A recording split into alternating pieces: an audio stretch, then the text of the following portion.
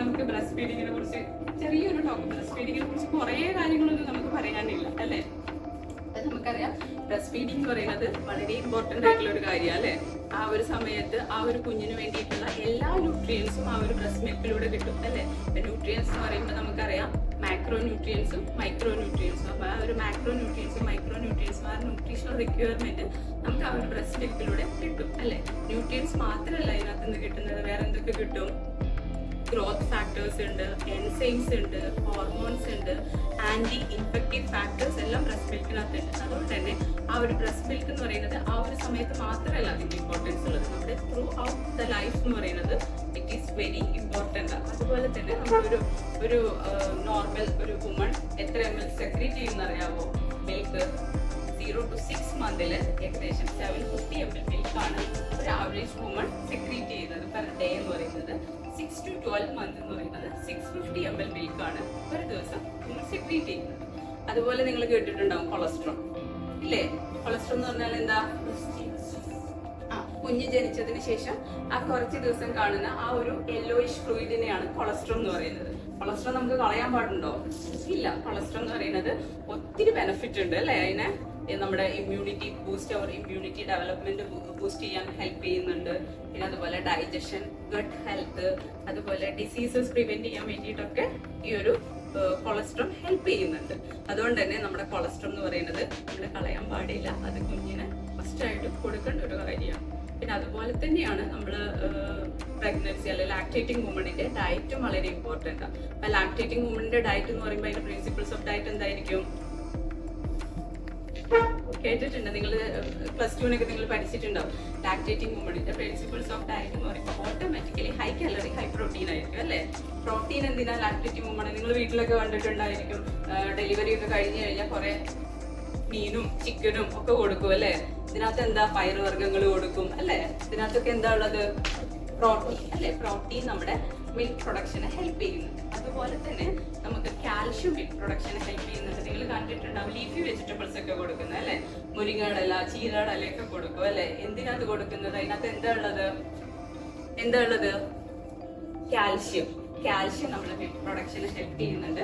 അതുകൊണ്ടാണ് നമ്മുടെ ഫുഡിനകത്ത്, lactating വുമണിന്റെ ഫുഡിനകത്ത് leafy vegetables ഉൾപ്പെടുത്തുന്നത്. അതുപോലെ തന്നെ ലാക്ടോകോക്കസ് ആണ്. വെളുത്തുള്ളിയൊക്കെ നിങ്ങൾ കേട്ടിട്ടുണ്ടാവും അല്ലേ. വെളുത്തുള്ളി, അതുപോലെ ചെറിയുള്ളി, അതുപോലെ തന്നെ നമ്മുടെ ഉലുവയൊക്കെ, ഉലുവ കഞ്ഞിയൊക്കെ, ഉലുവ ചോറൊക്കെ വെച്ച് കൊടുക്കുന്നത് കണ്ടിട്ടില്ലേ. അതിനകത്തൊക്കെ കാൽഷ്യം ഉണ്ട്. ഉലുവയ്ക്കകത്തൊക്കെ കാൽഷ്യം ഉണ്ട്. അത് മിൽക്ക് പ്രൊഡക്ഷനെ ഹെൽപ്പ് ചെയ്യുന്നുണ്ട്. കാൽഷ്യം മിൽക്ക് പ്രൊഡക്ഷനെ ഹെൽപ്പ് ചെയ്യുന്നുണ്ട്. അതുകൊണ്ടാണ് പ്രഗ്നൻസി ടൈമിൽ തന്നെ നമുക്ക് കാൽഷ്യം സപ്ലിമെന്റ്സ് തരും അല്ലേ. ആ ബാക്കി വരുന്നത് നമുക്ക് ആ ഒരു ലാക്ടേറ്റിംഗ് ടൈമിൽ മിൽക്ക് പ്രൊഡക്ഷനെ ഹെൽപ്പ് ചെയ്യുന്നതുകൊണ്ടാണ് ആ സമയം മുതലേ നമ്മൾ കാൽഷ്യം റിച്ച് ഫുഡ് നമ്മൾ കഴിക്കുന്നത്. ഈവൻ ലാക്ടേറ്റിംഗ് ടൈമിലും കാൽഷ്യം ഫുഡ് കഴിക്കുന്നത് അതുകൊണ്ടാണ് മിൽക്ക് പ്രൊഡക്ഷനെ ഹെൽപ്പ് ചെയ്യുന്നത്. പിന്നെ അതുപോലെ തന്നെ ഫ്ലൂയിഡ് അറിയാവോ? വെള്ളം എങ്ങനെയായിരിക്കണം? ഫ്ലൂയിഡിന് ഒത്തിരി ഇമ്പോർട്ടൻസ് ഉണ്ട്. ഫ്ലൂയിഡ് ഇൻടേക്ക് കുറഞ്ഞു കഴിഞ്ഞാൽ മിൽക്ക് പ്രൊഡക്ഷൻ കുറയും. അതുകൊണ്ട് തന്നെ നമ്മുടെ ലാക്ടേറ്റിംഗ് വുമണിന്റെ ഫുഡ് ഡയറ്റിനകത്ത് നമ്മൾ ഒത്തിരി ഫ്ലൂയിഡ്സ് നമ്മൾ കൊടുക്കണം. ചില ആൾക്കാരൊക്കെ പറയില്ലേ, പഴയ ആൾക്കാരൊക്കെ പറയും വെള്ളം കുടിച്ചു കഴിഞ്ഞാൽ വയറ് ചവിടും. അതൊക്കെ ചുമ്മാ പറയുന്നതാട്ടോ. എൻ്റെ 3 CS കഴിഞ്ഞതാണ്. അതൊന്നും നമ്മൾ വെറുതെ പറയുന്നതാണ്. വെള്ളം കൂടി കുറഞ്ഞു കഴിയുമ്പോഴത്തേക്കും എന്താ പ്രശ്നം വിചാരിച്ചാൽ മിൽക്ക് പ്രൊഡക്ഷൻ കുറയും. അതുകൊണ്ട് തന്നെ നമ്മൾ ആ ലാക്ടേറ്റിംഗ് വുമണിന്റെ കേസസിനകത്ത് വെള്ളം നല്ലോണം കൊടുക്കണം. അത് ജ്യൂസസ് ആയിട്ട് വേണമെങ്കിൽ കൊടുക്കാം, അല്ലെങ്കിൽ കരിക്കിന്റെ വെള്ളമോ അല്ലെങ്കിൽ ഫ്രൂട്ട് ജ്യൂസസോ എങ്ങനെ വേണമെങ്കിലും കൊടുക്കാം. ഫ്ലൂയിഡ് ആണെങ്കിലും നമ്മൾ ആ ഒരു ടൈമിൽ അത്യാവശ്യം നന്നായിട്ട് കൊടുക്കണം. അതിന്റെ മിൽക്ക് പ്രൊഡക്ഷൻ കുറയും. ഇത്രയും കുറച്ച് കാര്യങ്ങൾ മാത്രമേ ഉള്ളൂ ഈ ഒരു സംഗതിക്കുള്ളത്. വേറെ എന്തെങ്കിലും ഡയറ്റ് നിങ്ങൾക്ക് ചോദിക്കണമെങ്കിൽ ചോദിക്കാം കേട്ടോ. നെഫ്രോ കേസസിനകത്ത് നമ്മൾ കൊടുക്കുന്നത് ഇപ്പൊ ഒരു കിഡ്നി പ്രോബ്ലം വന്നു കഴിഞ്ഞാൽ നമ്മുടെ ബ്ലഡിനകത്ത് യൂറിയ, ക്രിയാറ്റിൻ, പൊട്ടാഷ്യം ഒക്കെ എലിവേറ്റഡ് ആവും. ഈ ഇലക്ട്രോലൈറ്റ്സ് ഒക്കെ എലിവേറ്റഡ് ആവും. അപ്പൊ ആ ഒരു സമയത്ത് നമ്മൾ പൊട്ടാഷ്യം റിച്ച് ആയിട്ടുള്ളത് കഴിച്ചു കഴിഞ്ഞാൽ അവരുടെ പൊട്ടാഷ്യം എലിവേറ്റഡ് ആവും. അപ്പൊ പൊട്ടാഷ്യം ഒരു 6, 7 ഒക്കെ വരുമ്പോഴത്തേക്കും ശ്വാസം തിങ്ങൽ വരും. അപ്പൊ അങ്ങനെ വരുന്ന കേസസിനകത്ത് നമ്മൾ ജസ്റ്റ് പേഷ്യന്റിനോട് ചോദിച്ചാൽ മതി, ലീഫി വെജിറ്റബിൾസ് കഴിച്ചിട്ടുണ്ടോ, അല്ലെങ്കിൽ ലെമൺ ജ്യൂസ്. ഇപ്പൊ നമ്മൾ ക്ഷീണമെന്ന് പറയുമ്പോൾ നമ്മൾ എന്ത് ചെയ്യും? കുറെ കരിക്കിന്റെ വെള്ളം കൊടുക്കും അല്ലെ. യൂഷ്വലി നമ്മൾ ചെയ്യുന്ന കാര്യങ്ങൾ, അല്ലെങ്കിൽ ലെമൺ ജ്യൂസ് കൊടുക്കും, അല്ലെങ്കിൽ കരിക്കിന്റെ വെള്ളമൊക്കെ കൊടുക്കും. ഡയബറ്റിക് അല്ല, CKD മാത്രമുള്ള പേഷ്യൻസിനൊക്കെ ഓട്ടോമാറ്റിക്കലി നമ്മൾ കരിക്കിൻ്റെ വെള്ളമൊക്കെ കൊടുക്കും ക്ഷീണം മാറ്റാൻ വേണ്ടിയിട്ട്. അപ്പം അങ്ങനെ വരുമ്പോഴത്തേക്കും അതിനകത്തൊക്കെ പൊട്ടാഷ്യത്തിൻ്റെ ലെവൽ കൂടുതൽ, അപ്പോൾ ഓട്ടോമാറ്റിക്കലി പൊട്ടാഷ്യം എലിവേറ്റഡ് ആവും, ഭയങ്കര ശ്വാസത്തിനുള്ളാവും. അപ്പം നമ്മൾ ആ ഒരു കേസസിനകത്ത് ഡയറ്റിനകത്ത് നമ്മൾ ശ്രദ്ധിക്കേണ്ടത് പൊട്ടാഷ്യം റെസ്ട്രിക്ഷനാണ്. അപ്പോൾ ഫ്രൂട്ട്സ് നമ്മുടെ എല്ലാ വെജിറ്റബിൾസിനകത്താണെങ്കിലും ഫ്രൂട്ട്സിനകത്താണെങ്കിലും പൊട്ടാഷ്യം ഉണ്ട്. അപ്പോൾ ആ പൊട്ടാഷ്യം എന്ന് പറയുന്നത് വാട്ടർ സൊല്യൂബിൾ. അപ്പം നമ്മൾ ജസ്റ്റ് തിളപ്പിച്ചിട്ട് വെള്ളം മുക്കി കളഞ്ഞു കഴിഞ്ഞാൽ ആ പൊട്ടാഷ്യം, ഇപ്പോൾ വെജിറ്റബിൾസ് ഒക്കെ ഉണ്ടാക്കി കൊടുക്കുകയാണെങ്കിൽ നമ്മൾ ലീച്ച് ഔട്ട്, ആ ഒരു പ്രോസസ്സിന് പറയുന്ന പേരാണ് ലീച്ച് ഔട്ട് എന്നുള്ളത്. അപ്പം ലീച്ച് ഔട്ട് ചെയ്തിട്ട് നമുക്ക് വെജിറ്റബിൾസ് ആണെങ്കിലും പൾസസ് ആണെങ്കിലും ഒക്കെ ലീച്ച് ഔട്ട് ചെയ്ത് കൊടുക്കുമ്പോഴത്തേക്കും അവരുടെ പൊട്ടാഷ്യം ലെവൽ നമുക്ക് നോർമലാക്കാൻ പറ്റും. അതുപോലെ ഫ്രൂട്ട്സിൻ്റെ കേസസിനകത്താണെങ്കിലും എല്ലാ ഫ്രൂട്ട്സിനകത്തും നമ്മൾ പറഞ്ഞു പൊട്ടാഷ്യത്തിൻ്റെ അളവുണ്ട് അല്ലേ. അപ്പം നമുക്ക് ലോ പൊട്ടാഷ്യം ആയിട്ടുള്ളത് കൊടുക്കാം, ആപ്പിൾ കൊടുക്കാം, അല്ലെങ്കിൽ പേരക്ക കൊടുക്കാം, അല്ലെങ്കിൽ മുസമ്പി കൊടുക്കാം, ഓറഞ്ചിനകത്ത് കുറച്ച് കൂടുതലാണ് പൊട്ടാഷ്യം. യൂഷ്വലി കൊടുക്കാൻ പറ്റുന്ന ആപ്പിൾ, പേരക്ക, പൊമോഗ്രാനേറ്റ്, പപ്പായ കൊടുക്കാം. ഇതിനകത്ത് പൊട്ടാഷ്യം കുറച്ച് കുറവ്. ഇത്രയും ഫ്രൂട്ട്സേ നമുക്ക് CKD പേഷ്യൻ്റ് അല്ലെങ്കിൽ റീനൽ പേഷ്യൻറ്റിന് നമുക്ക് നെഫ്രോ പേഷ്യൻറ്റിന് നമുക്ക് കൊടുക്കാൻ പറ്റും. പിന്നെ യൂഷ്വലി നമ്മൾ കൊടുക്കുന്നത് ഡയബറ്റിക് പേഷ്യൻറ്റിനുള്ളത് നമ്മൾ കൊടുക്കാറുണ്ട്. ഇവിടെ നിന്ന് ഡയബറ്റിക് കേസസിനകത്തും നമ്മൾ ഫ്രൂട്ട്സിനകത്ത് ഗ്ലൈസെമിക് ഇൻഡെക്സ് ഒക്കെ കേട്ടിട്ടുണ്ടോ? ഗ്ലൈസെമിക് ഇൻഡെക്സ് കുറഞ്ഞ ഫ്രൂട്ട്സ് മാത്രമേ നമുക്ക് കൊടുക്കാൻ പറ്റുള്ളൂ. ആപ്പിൾ കൊടുക്കാം, പേരക്ക കൊടുക്കാം, മുസമ്പി കൊടുക്കാം, ഓറഞ്ച് കൊടുക്കാം. അതിനകത്ത് വൈറ്റമിൻ C ഹെൽപ്പ് ചെയ്യുന്നുണ്ട്, ബ്ലഡ് ഷുഗർ ലെവൽ കുറയ്ക്കാൻ വേണ്ടി ഹെൽപ്പ് ചെയ്യും. അത് കാരണം നമുക്ക് ഓറഞ്ച്, മുസമ്പി ഒക്കെ ഡയബറ്റിക് കേസസിനകത്ത് നമുക്ക് കൊടുക്കാം. ഗ്ലൈസെമിക് ഇൻഡെക്സ് കൂടുതലുള്ളത് നമ്മൾ ഒഴിവാക്കണം. എസ്പെഷ്യലി പഴുത്ത മാങ്ങ, പഴുത്ത ചക്ക, സപ്പോട്ട, ഈത്തപ്പഴം, പൈനാപ്പിൾ, മുന്തിരി, ഇതിനകത്തൊക്കെ ഗ്ലൈസെമിക് ഇൻഡെക്സ് ഒത്തിരി കൂടുതൽ. അങ്ങനത്തെ കേസസിനകത്ത് നമുക്ക് ഡയബറ്റിക് പേഷ്യൻസിന് നമുക്ക് ഒഴിവാക്കാം. നിങ്ങൾ ഇനി തെറാപ്യൂട്ടിക് ഡയറ്റൊക്കെ നിങ്ങൾ നെക്സ്റ്റ് ഇയറിലൊക്കെ വരുമ്പോൾ പഠിക്കും. ആ സമയത്തേക്ക് നിങ്ങൾക്ക് മനസ്സിലാവും, കുറച്ചും കൂടെ കാര്യങ്ങൾ നിങ്ങൾക്ക് മനസ്സിലാവും. അപ്പോൾ ക്രിയാറ്റിൻ കുറയ്ക്കാൻ എന്താ ചെയ്യുന്നത്? ക്രിയാറ്റിൻ കുറയ്ക്കാൻ വേണ്ടിയിട്ട് ക്രിയാറ്റിൻ കുറയ്ക്കുക എന്ന് പറഞ്ഞു കഴിഞ്ഞാൽ ഇപ്പോൾ CKD എന്ന് പറയുന്നത് 5 സ്റ്റേജാണുള്ളത്. അതിനകത്ത് ഫസ്റ്റ് 3 സ്റ്റേജ് വരെ നമ്മൾ ലോ പ്രോട്ടീൻ കൊടുക്കണം. കാരണം ഈ ക്രിയാറ്റിൻ, യൂറിയ എന്നൊക്കെ പറയുന്നത് പ്രോട്ടീൻ മെറ്റബോളിസം കഴിഞ്ഞിട്ട് വരുന്ന വേസ്റ്റ് പ്രൊഡക്റ്റാണ്.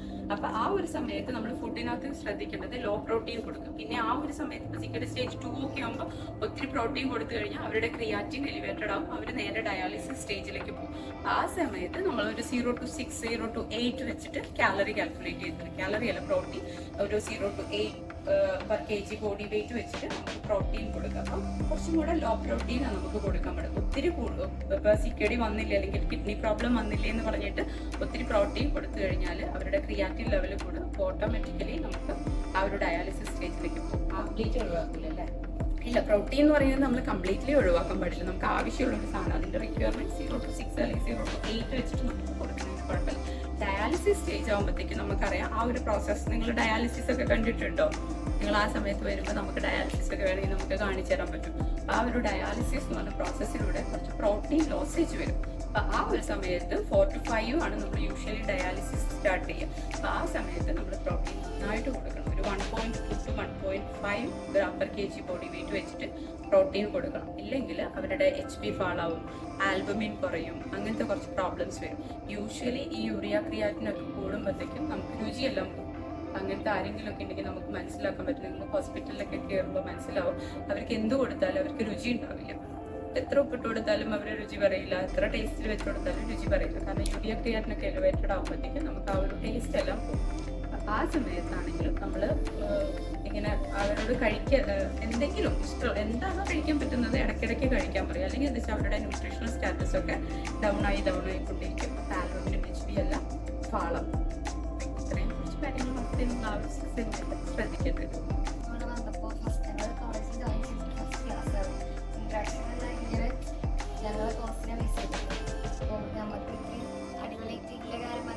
സ്റ്റാർട്ടിങ്ങിലേക്ക് വലിയ ഐഡിയ ഒന്നുമില്ല. അത് പറഞ്ഞത് പ്രശ്നമാണ്. എല്ലാ ക്ലാസ്മേറ്റ്സും കോളേജിൽ. Thank you.